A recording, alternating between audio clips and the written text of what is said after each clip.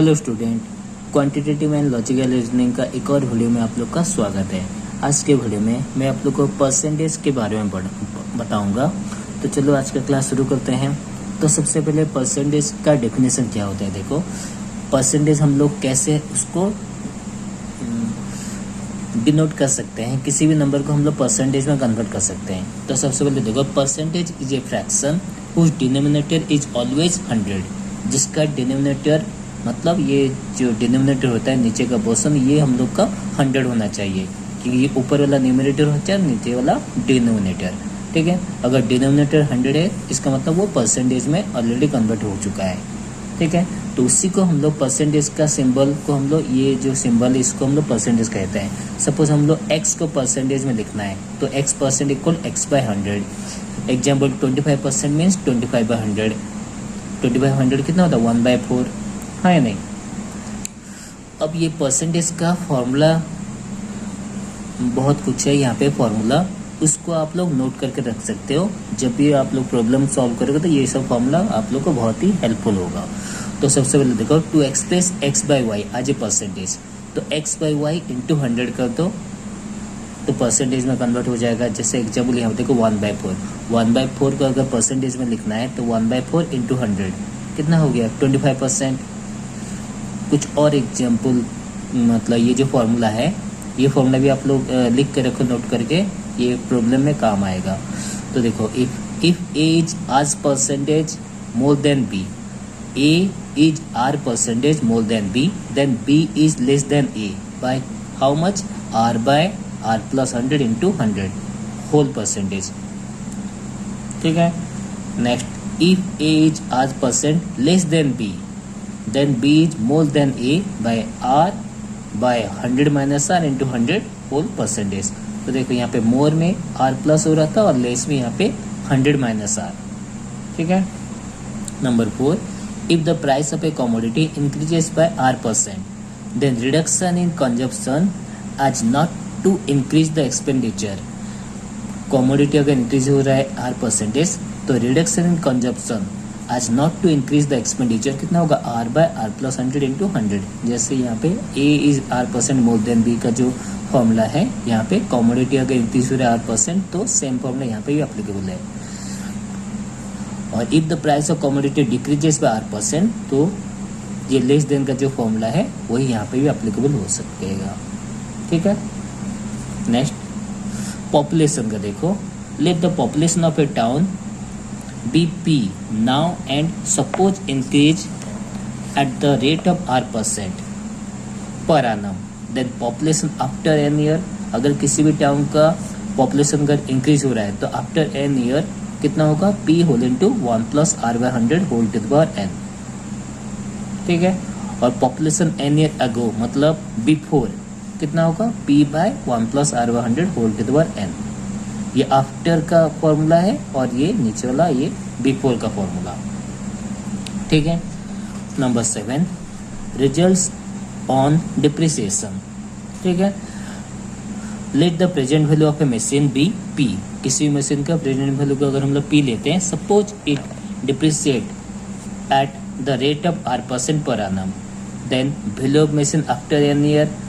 आप लोग को पता ही होगा, किसी मशीन जब नया होता है तो उसका जो वैल्यू रहता है कुछ सालों के बाद उसका वैल्यू घट जाता है, हाँ ना। जैसे कोई भी आप लोग गाड़ी खरीदते हो तो सपोज वो गाड़ी का दाम खरीदते समय अगर 80,000 है तो 5 साल के बाद वो 80 जो है वो 20,000 में आ जाएगा, हाँ या नहीं। डिप्रिसिएट होते रहता है। तो value of machine after n year कितना होगा? p whole into 1 minus r/100 whole to the power n।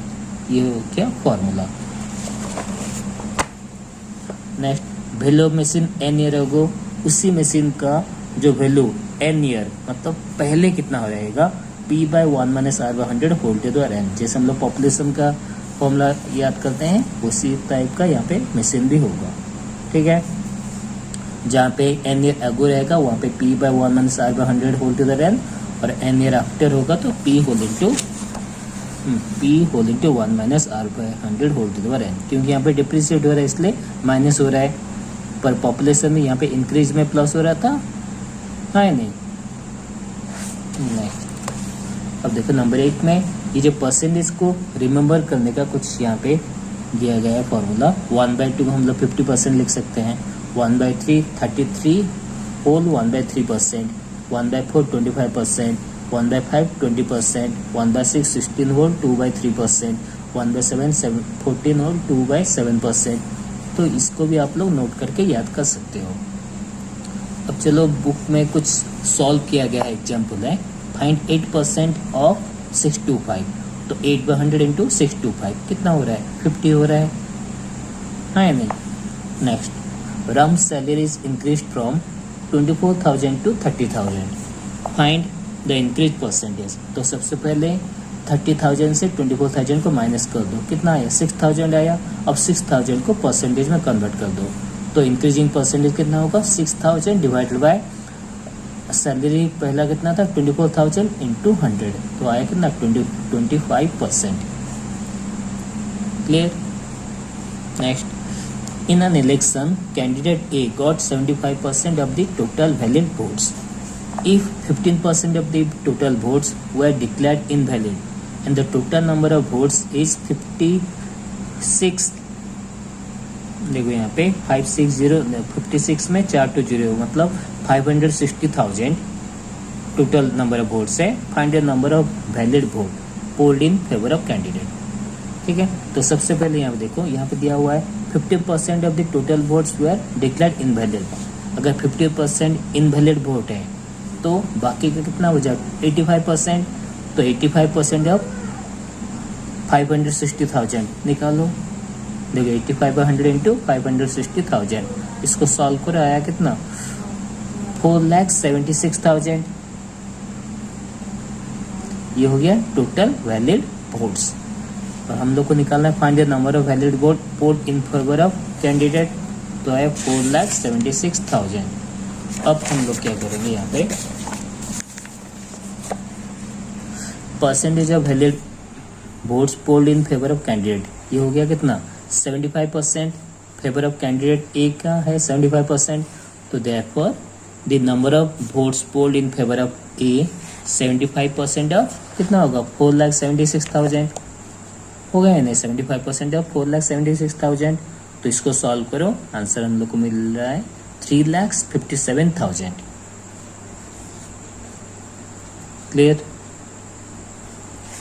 एक और एग्जाम्पल है, Ram had 2,100 left after spending 30% of the money he took for shopping.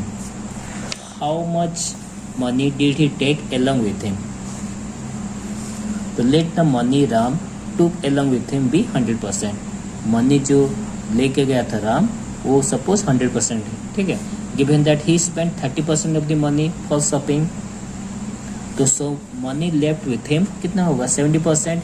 अब 70% यहाँ पे देखो 2100 दिया हुआ है नहीं लेफ्ट, तो यहाँ पे हम लोग लिखेंगे 70% इज इक्वल टू 2100, ठीक है। इम्प्लाइज, तो सबसे पहले यहाँ पे देखो 100% इक्वल टू कितना होगा 2100 डिवाइडेड बाय 100/70, सॉल्व करो 3000। Therefore the money he took for shopping is 3000। तो बुक में जितना भी एग्जाम्पल है उसको आप लोग ठीक से प्रैक्टिस कर लो। इसी टाइप का क्वेश्चन हम लोग को परसेंटेज में मिलता है, उसको अगर आप लोग ठीक से प्रैक्टिस कर लेते हो तो आगे का जिस भी टाइप का क्वेश्चन रहेगा परसेंटेज का आप लोग इजीली सॉल्व कर सकते हो। बस इसका जो फॉर्मूला सब है उसको नोट करके रखो और उसको बार बार प्रैक्टिस करो, ठीक है। तो उम्मीद करता हूँ आज क्लास आप लोग को पसंद आएगा। पसंद आए तो लाइक शेयर एंड सब्सक्राइब जरूर कीजिए ताकि मेरी हर एक वीडियो की अपडेट आपको मिलती रहे। ये जो पेपर है ये स्किल एनहांसमेंट 2 का पेपर है, जो कि +3 4th सेम हर एक stream arts science commerce all stream के लिए अप्लीकेबल है, ठीक है। मिलते हैं नेक्स्ट क्लास में, थैंक यू।